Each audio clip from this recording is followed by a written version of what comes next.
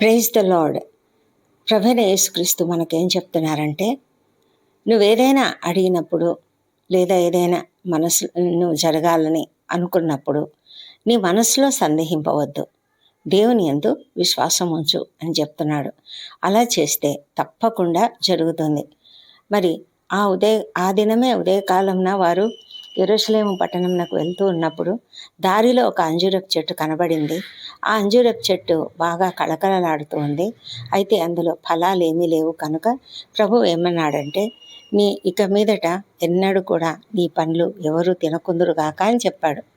అయితే వాళ్ళు తిరిగి వచ్చే సమయానికంతా అది పూర్తిగా వేళ్ళు మొదలుకొని ఎండిపోయి ఉండడం చూశారు శిష్యులు.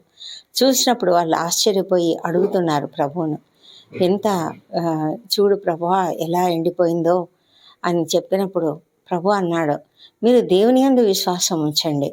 మీరు అలా విశ్వాసంతో ఒక కొండను చూసి నువ్వు ఎత్తబడి సముద్రంలో పడవేయబడమని చెప్పి మనసులో సందేహింపకుండా చెప్పినది జరుగును అని నమ్మితే చాలు. మీరు అలా జరుగుతుంది, తప్పక జరుగుతుంది. అంతేకాదు, ప్రార్థన చేయనప్పుడు మీరు అడుగుచున్న వాటి నెలను పొంది ఉన్నామని నమ్మండి, అప్పుడు అవి మీకు కలుగును అని చెప్పాడు. మరి మనం ఏం చేస్తామంటే, నేను ప్రార్థన చేశాను, నాకు స్వస్థత కలుగుతుందని నేను ప్రార్థన చేశాను కలగాలని, కానీ నాకు ఏమీ స్వస్థత కలగలేదు, నాకు ఇంకా అలాగే ఉంది. ఉద్యోగం కొరకు ఎన్నో రోజులుగా అడుగుతున్నాను, కానీ ఏమీ జరగలేదు, ఇంతవరకు ఏమీ రాలేదు అని మనం అసలు డాక్టర్ దగ్గరికి వెళ్ళేటప్పుడు ఈ మందులు పనిచేస్తాయా, ఈ విధంగా నేను స్వస్థత పడతానా, లేకపోతే ఈ ఉద్యోగం నాకు వస్తుందా అని ఎంతో సందేహం కలిగి ఉంటాము. అలాంటి సందేహమే వద్దు. మనము ప్రభువైన యేసుక్రీస్తుని నమ్మి ఉన్నాము, విశ్వసించాము.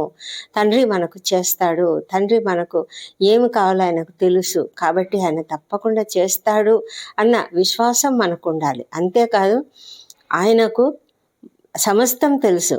ఆయన మన ముందు జరగబోయేది అంతా కూడా ఆయనకు తెలుసు. మనకు ఫలానా ఉద్యోగం వస్తే ఏమవుతుందో ఆయనకు తెలుసు.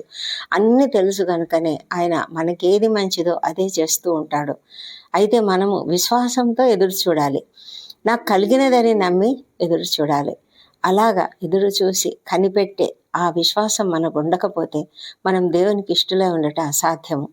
ఆ వాక్యంలో రాయబడింది కదా, విశ్వాసము లేకుండా దేవునికి ఇష్టలై ఉండట అసాధ్యము. మరి మనము అలాంటి విశ్వాసం కలిగి ఉండడానికి దేవుడు మనకు కృప చూపించాలని ప్రార్థిద్దామా? మనం అడిగినవి పొందుకుందామా?